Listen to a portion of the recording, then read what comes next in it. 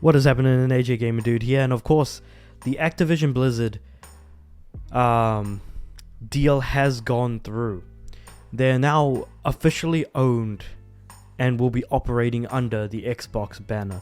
And while, there's a lot to celebrate regarding, say, the potential for finally there to be, less negative sentiment around the world regarding the way ActiBliz has kind of been managed for quite possibly the longest amount of time.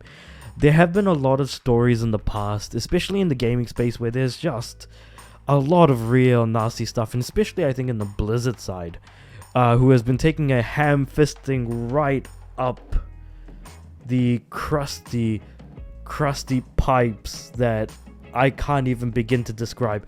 A company that was once known to have never done any wrong, now kind of facing public scrutiny at an almost insanely high level. Blizzard has fallen so hard in a way that it's just not even funny, to be completely honest.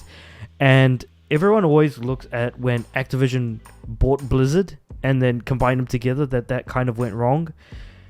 What's not to say that Microsoft buying Activision Blizzard King isn't going to add to that. Generally, acquisitions generally tend to be a good or an okay thing, and sometimes, more often than not, a bad thing. You know what? Now that I think about it, acquisitions come in all sorts of shapes and sizes, and it's really just a matter of time before we're able to actually tell whether or not this particular purchase was a good thing. Because I feel like we can throw so many theories out that, maybe this, maybe that, maybe anything and everything in between, but it doesn't seem all that positive, only because Microsoft is the one that bought ActiBliz. Because Microsoft has had a tough time getting games out. Getting not just games out, but getting extremely high quality games out. Games that have a 90 plus on the Metacritics, as an example.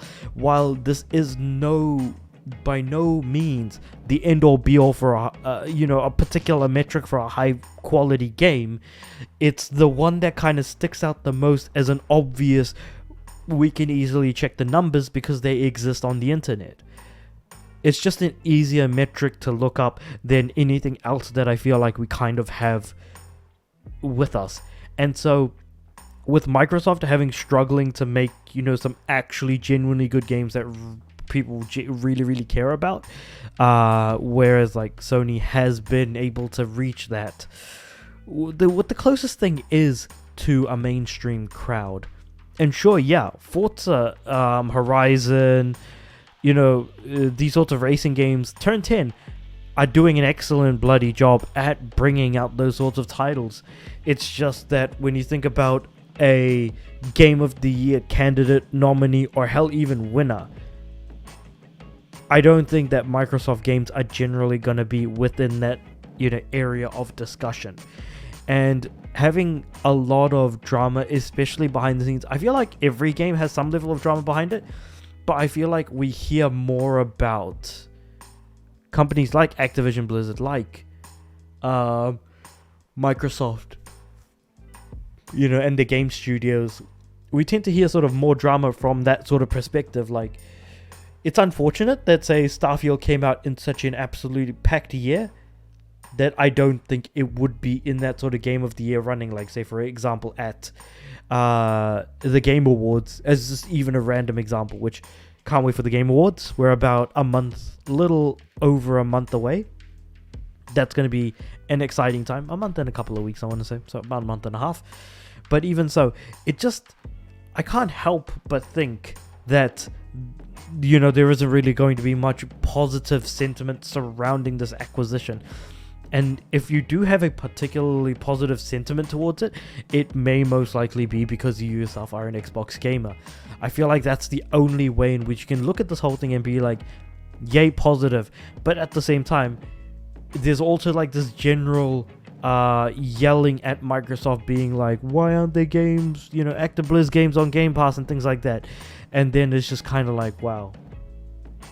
Game Pass even from the outside, having never actually had Game Pass whatsoever, even whether it be on Game Pass on console or Game Pass on PC, from the outside it looks like it seems to be ruining things more than actually making things better.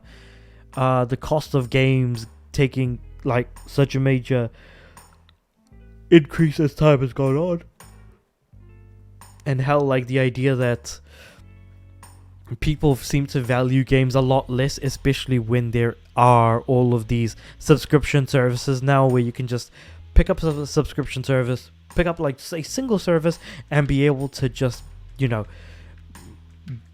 play whatever games are available to you. Sometimes games will be taken out, sometimes games will be added in. There is definitely the lack of consistency in that regard.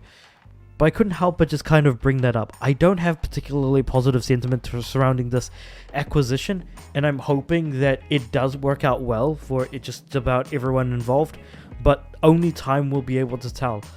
Is it a bad thing? Not necessarily, but I can absolutely see that being the case. Let me know what you guys think about this in the comments below. I've only just shared like sort of my general thoughts around this whole thing. I haven't gotten into the specifics or the nitty gritty because I feel like there really isn't any need to until we start seeing something actually happen from this whole deal that's going on. So share your thoughts and get as nitty gritty in the details as you want in the comments below. Of course, like the video if you liked it, and subscribe to the channel because I am trying to build up my channel a little bit more, aim for 100 subs by the end of the year, and have my videos be recommended to more people. So that would definitely be much recommended and much appreciated. But with all of that said and done, I do upload every day, so I'll see you guys tomorrow.